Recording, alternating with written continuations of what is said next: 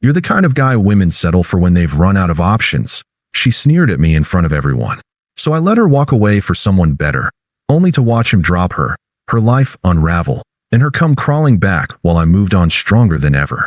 Hey viewers, before we move on to the video, please make sure to subscribe to the channel and hit the like button if you want to see more stories like this. Thanks. I never thought I'd be the guy writing something like this.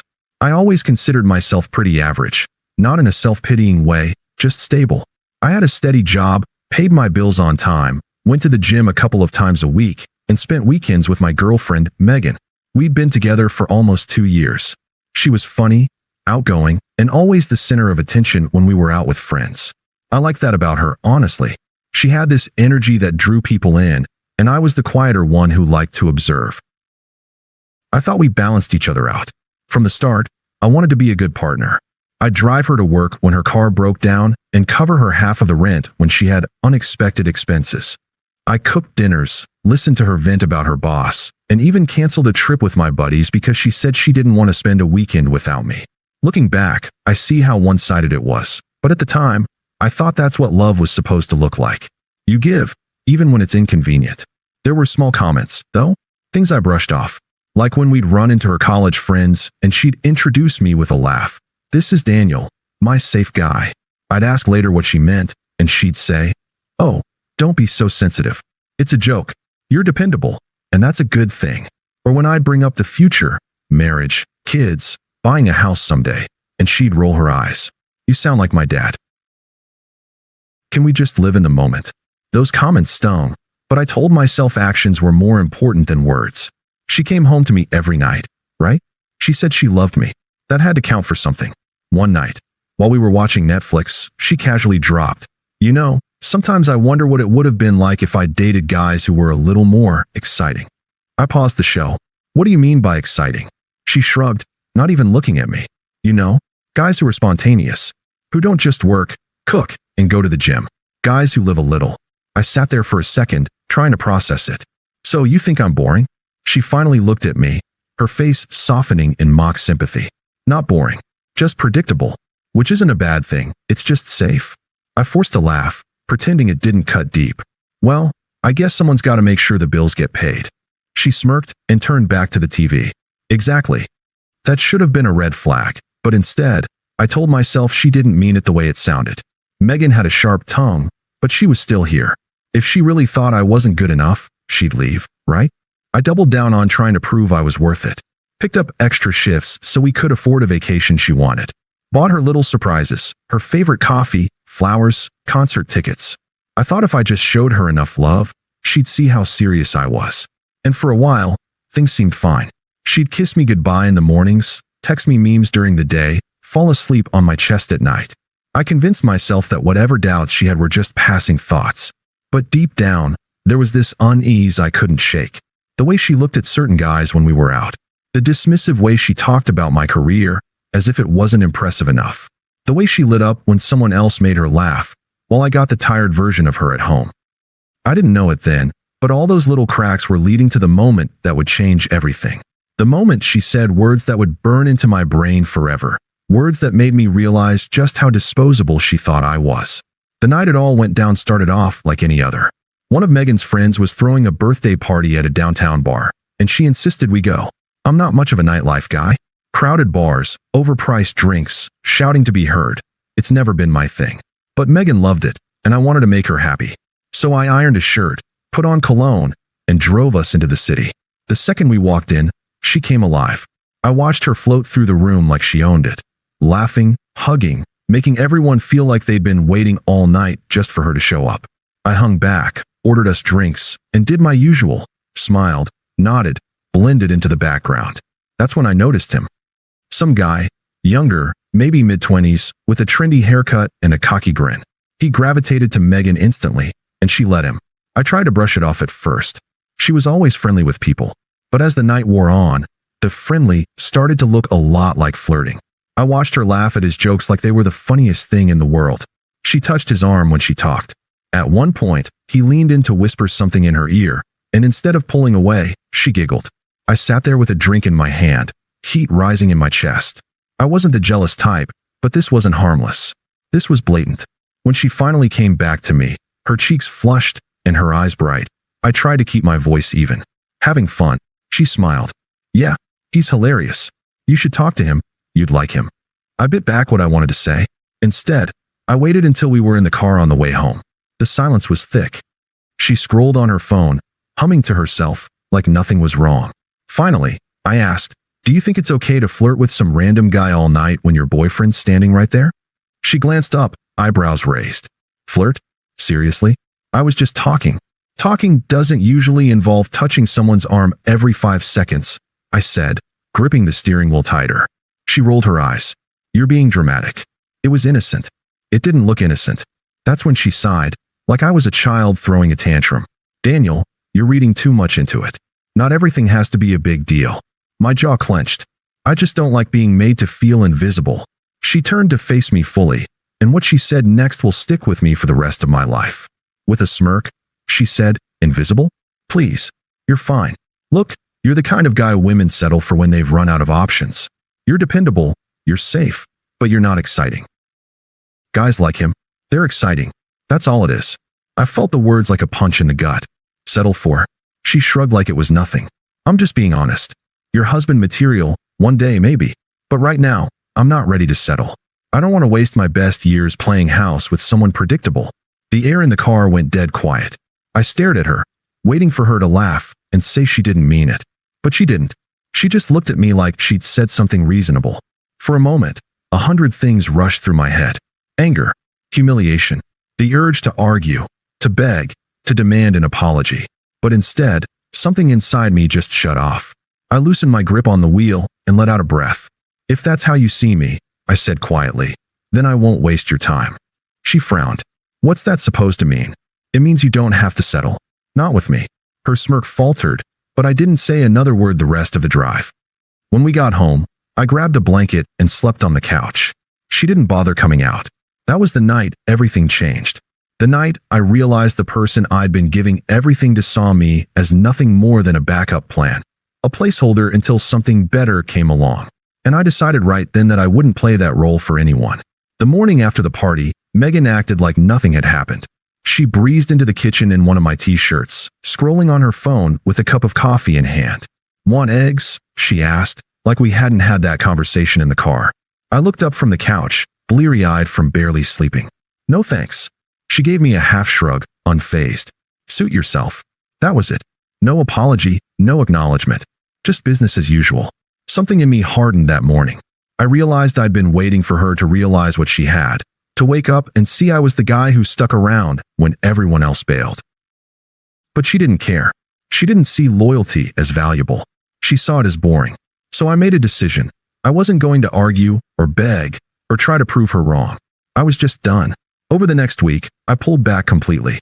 I stopped texting her during the day. Stopped cooking dinners. I started packing up little by little, my clothes, my books, my tools from the garage. I moved them to a buddy's place until I found something permanent. She didn't even notice at first. Or maybe she did and didn't care. She was always busy with friends after work or out late with people from her yoga class. She came home buzzing with energy, makeup smudged, smelling like someone else's cologne. I didn't ask. I didn't accuse. I just let her float further away. The night I finally left for good, she was out. I grabbed the last of my stuff, my laptop, my toothbrush, the blanket I'd been sleeping with on the couch, and slipped out the door. No note, no scene, just silence. I thought that would be the end of it. For a couple of weeks, I kept my head down, went to work, hit the gym, reconnected with old friends I'd neglected.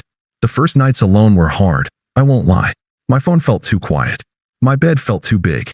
But every time I thought about reaching out, I remembered her smirk in the car. You're the kind of guy women settle for when they've run out of options. That killed any urge I had. Meanwhile, Megan made sure I saw exactly what she was up to. She started posting pictures of herself with that guy from the party.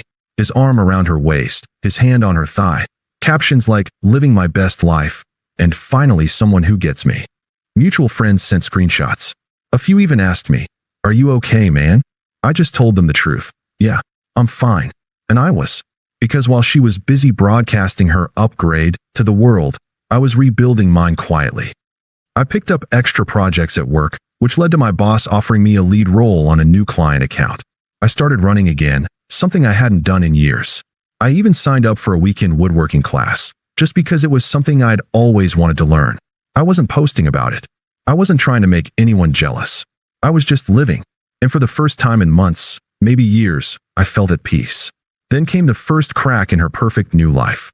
A mutual friend, one who never took sides, mentioned casually that Megan's new guy wasn't showing up to events with her anymore. He's kind of a flake, she said. Always has a new girl on his arm. Megan looks stressed. I just nodded. Not my problem. But inside, I felt something shift. Not satisfaction exactly, just clarity. The truth was, I didn't need karma to come for her. She was her own karma. And sure enough, the next time I saw her, weeks later, she looked nothing like the glowing, carefree girl from those Instagram posts. Her smile was strained. Her eyes darted when she spotted me across the room at a mutual friend's barbecue. She looked like someone trying to hold a picture together after it had already cracked. I didn't approach her. I didn't say a word. I just kept laughing with my friends, flipping burgers, enjoying the night. That silence, I think, bothered her more than anything I could have said. It didn't take long for the facade to crumble. The guy she'd left me for, Mr. Trendy Haircut from the party, didn't last. Word spread fast through our mutual circle. He was seeing other girls the entire time. He'd never wanted anything serious. Megan had been just another weekend distraction. I found out through a co-worker who'd also been at that party. Did you hear about Megan? She asked one morning, smirking. That guy ditched her. Apparently, he didn't even bother with a proper breakup, just stopped answering her texts. I just nodded, not surprised. Inside, I felt nothing. Not joy, not pity. Just confirmation of what I already knew. She'd gambled on someone who looked exciting and ended up losing everything she thought she'd gained. That same week, her Instagram feed went suspiciously quiet. The couple's selfies disappeared. The vague captions about living her best life stopped. Instead, she started posting selfies with captions like, working on me, and new beginnings. Classic code for everything just fell apart. I kept scrolling. Then the messages started. First, a casual text out of the blue. Megan, hey stranger. How have you been? I stared at the screen for a second, then locked my phone. No reply. 2 days later, Megan, I miss talking to you. Can we meet for coffee sometime? Again, silence from me. That's when the calls started. I ignored the first one, then the second. By the third, I finally answered, just to see what she'd say. Her voice was soft, almost rehearsed. Daniel, I know I said some things I shouldn't have. I was scared. I felt like I was settling down too soon, and I panicked.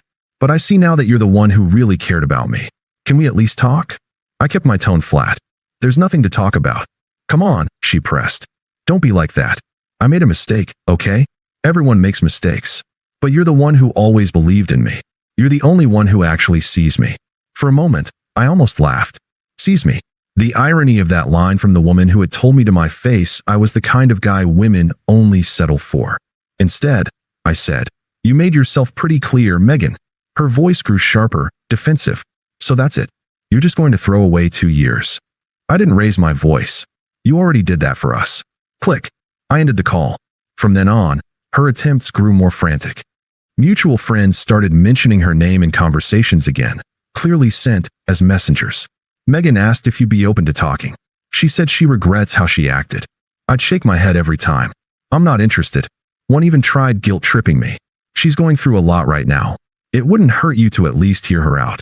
Yes, it would, I said simply. So no. That's when the shift happened. She went from apologetic to angry. Another text popped up one night. Megan, wow. So you're just going to act like you're too good for me now? After everything I gave you? I stared at that one for a long time. The audacity of it. As if she hadn't been the one to humiliate me. As if I owed her closure after what she said. I didn't reply. And that silence, once again, said more than words ever could. Meanwhile, my own life kept moving forward. Work was better than ever. I had money saved up. I was back into running shape. People noticed the difference in me. Calmer, sharper, more focused. Megan, on the other hand, was spiraling. The last I heard, the guy she'd flaunted me for had actually started dating someone else in our circle, and Megan had been crying to anyone who would listen about being betrayed. The irony was almost too rich. She'd once told me I was the man women settle for. Now she was the one everyone avoided, desperate, humiliated, and alone. And she hadn't even hit bottom yet. I thought ignoring her would be enough. But Megan wasn't the type to give up when she wanted something. even if that something was only about repairing her pride. One Friday night, a few weeks after our last phone call, I heard a knock at my apartment door. When I opened it, there she was. She looked nothing like the girl who had strutted into that party with all the confidence in the world. Her makeup was smudged, her hair was messy, and her eyes were red like she hadn't slept in days. "Daniel," she said softly, like saying my name might unlock some hidden sympathy. "Please, just let me in so we can talk." I didn't move from the doorway. "There's nothing to talk about." Her lip trembled. "Don't do this. Don't act like I didn't mean anything to you. We were together for 2 years. You can't just erase me like that." I kept my voice steady. "You erased yourself when you decided I wasn't enough. Remember? I'm the guy women settle for." She winced like I'd slapped her. "I didn't mean it like that. I was drunk. I was stupid. You meant every word." I cut her off. "That's why it came out so easily." She stepped closer, her hands clasped together like she was praying. "I didn't know what I had until I lost it. Please, Daniel. I'll do anything. I'll prove to you I've changed." That was the moment I realized she didn't want me back. She wanted the safety net I'd always been. She wanted the stability, the comfort, the man who believed in her when no one else did. But she burned that bridge the second she humiliated me. I shook my head. "Megan, this isn't about whether you've changed. It's about respect.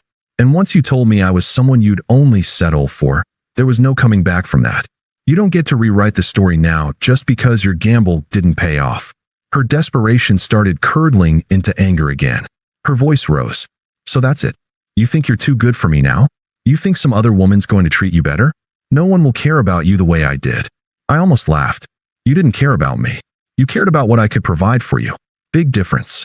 She stared at me, breathing hard, tears mixing with rage. For a second, I thought she might slap me. Instead, she let out a bitter laugh. "You're going to regret this," she said, voice cracking. "You're going to wake up one day and realize you pushed away the best thing you ever had." I met her eyes without flinching. "No, Megan. I woke up the day you told me exactly what you thought of me. And that's when I realized losing you was the best thing that could have happened." Silence. Her face twisted, like the words physically hurt. She muttered something under her breath, then turned and stormed down the hallway. I shut the door, locked it, and just stood there for a moment, letting the quiet settle back in. And for the first time since that night at the party, I felt completely free. There was no anger left, no lingering heartbreak, just relief. Megan had once tried to define me as the guy women settle for. But the truth was, she had settled for temporary thrills, shallow validation, and cheap excitement. And in the end, it left her with nothing. Me? I had my peace, my dignity, and the future wide open. And that was worth more than anything she could ever offer. Thanks for watching. Make sure to subscribe to the channel and hit the like button. What do you think about this story? Share it in the comments.